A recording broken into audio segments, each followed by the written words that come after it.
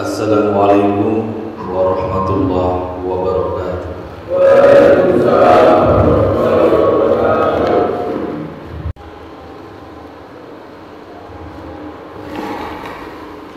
Innal hamdalillah nahmaduhu wa nasta'inuhu wa nastaghfiruh wa na'udzu billahi min shururi anfusina wa min sayyiati a'malina. May yahdihillahu fala mudilla lahu wa may yudlil fala hadiya lahu.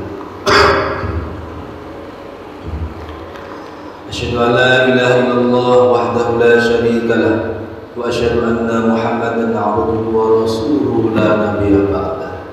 Allahumma shalli wa sallim wa barik ala nabiyyina Muhammadin wa ala alihi wa sahbihi wa man tabi'ahum bi ihsanin ila yaumiddin. Amma ba'du fa ya ibadallah ittaqullaha haqqa tuqatih wa la tamutunna illa wa antum muslimun. Wa qala Allah ta'ala fi kitabihil karim, a'udzu billahi minasyaitonir rajim. Bismillahirrahmanirrahim. Ya ayyuhalladzina amanu taqullaha wa qulu qawlan sadida yuslih lakum a'malakum wa yaghfir lakum dhunubakum wa may yuti'illaha wa rasulahu faqad faza fawzan 'azima.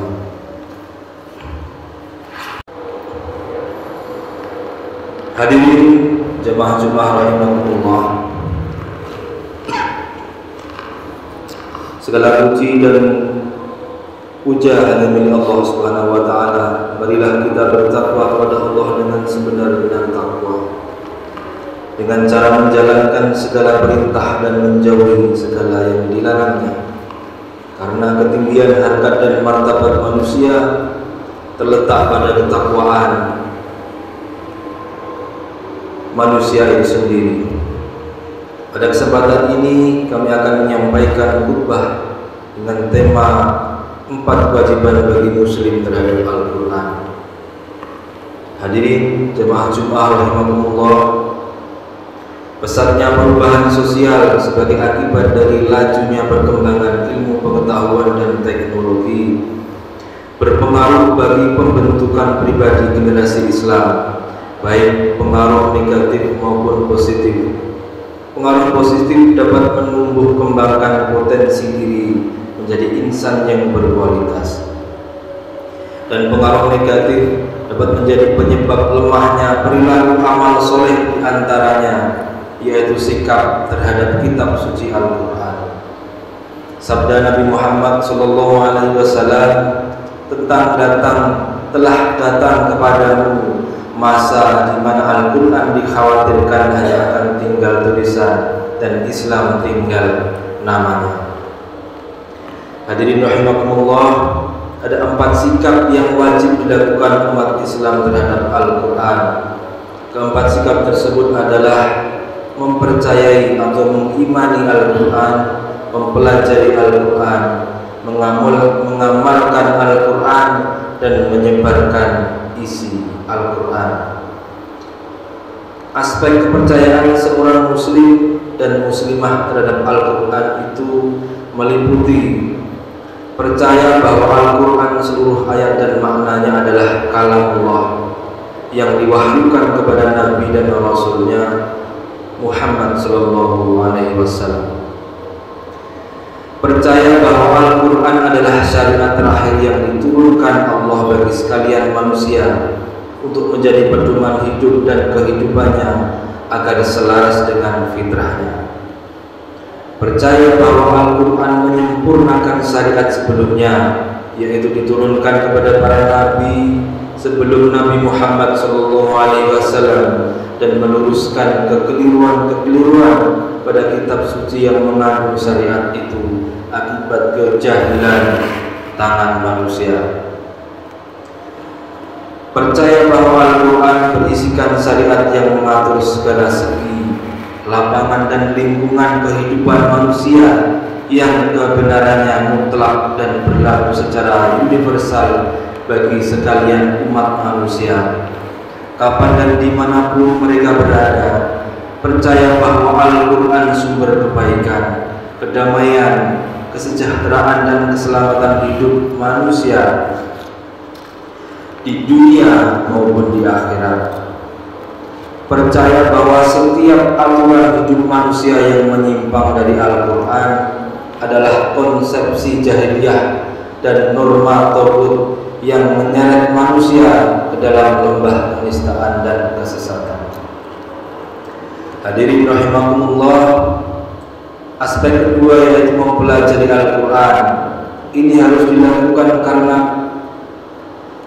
banyak keterangan baik dalam Al-Quran atau dari hadis Nabi Muhammad SAW yang menjelaskan keutamaan studi Al-Quran.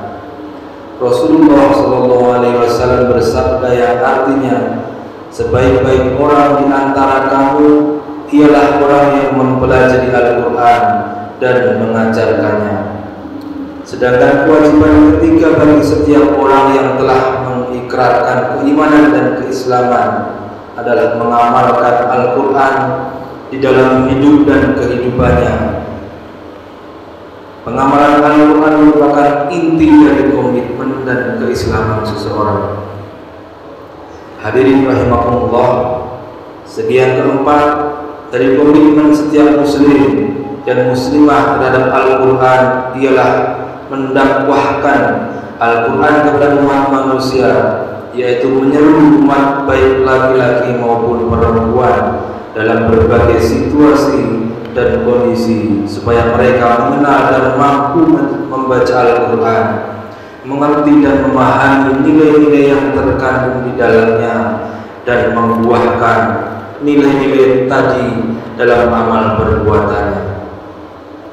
Adapun bagi setiap muslim memenuhi panggilan ini juga merupakan pantulan dari keimanannya kepada Allah Subhanahu wa taala. Allah berfirman yang artinya, kamu sekalian adalah sebaik-baik umat yang dilahirkan untuk manusia, menyuruh kepada kebaikan dan mencegah kemungkaran dan beriman kepada Allah Subhanahu wa taala. Surah Ali Imran 110. Hadirin rahimakumullah, keempat kewajiban di atas menjadi tanggung jawab kita semua umat Islam sesuai dengan tingkat kemampuan masing-masing. Mungkin ada yang mampu mempercayai dan mengamalkan, atau mereka mampu mempercayai, mempelajari dan mengamalkan, atau mungkin mereka mampu semuanya, mempercayai, mempelajari, mengamalkan dan menyebarluaskan. Menurut Nabi, tahap mempelajari dan mengamalkan Al-Quran digolongkan umat manusia yang terbaik.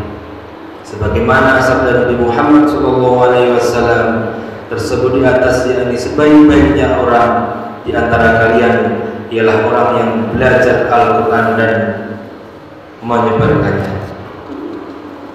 Hadirin rahimakumullah, semoga Allah senantiasa memberi petunjuk, kekuatan dan meridhai kepada setiap usaha kita. Barakallahu li wa lakum fil Qur'anil azim wa nafa'ani wa iyyakum bima fihi minal ayati wa dzikril hakim.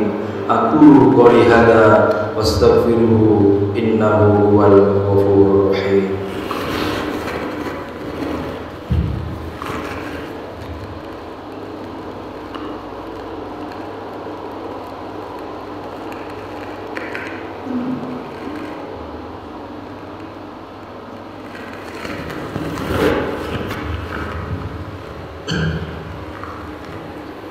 Alhamdulillahirabbil alamin. Alhamdulillahilladzi arsala rasulahu bil huda wa dinil haqq liyudhhirahu 'ala dini kullihi wa kafa billahi shahida. Asyhadu an la ilaha illallah wahdahu la syarika lah wa asyhadu anna Muhammadan 'abduhu wa rasuluhu la nabiyya ba'da. Allahumma salli wa sallim wa barik ala nabiyyina Muhammadin wa ala alihi wa sahbihi wa man tabi'ahum bi ihsanin ila yaumiddin. Amma ba'du, fa ya ibadallah ittaqullaha haqqa tuqatih wa la tamutunna illa wa antum muslimun.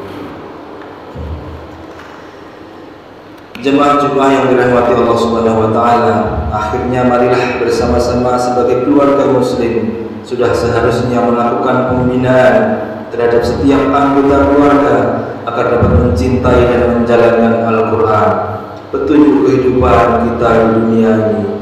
Demikianlah khutbah yang singkat ini, semoga dapat bermanfaat bagi kita semua. Amin ya rabbal alamin. Selanjutnya marilah kita bermunajat kepada Allah Subhanahu wa taala.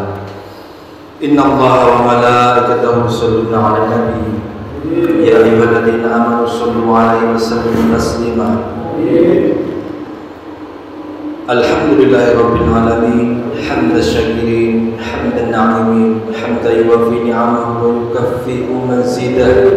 Ya rabbana lakal hamdu kama yanbaghi li jalali wajhikal karim wal 'azimi sultanik. Allahumma ighfir lil muslimina wal muslimat wal mu'minina wal mu'minat al ahya'i minhum wal amwat innaka sami'un qaribun mujibud da'wat wa ya qadiyal hajat. Allahumma inna nas'aluka salamatan fid din wa afiyatan fil jasad wa ziyadatan fil ilmi wa barakatan fil rizqi wa taubatan qabla al-maut wa rahmatan 'inda al-maut wa maghfiratan ba'da al-maut.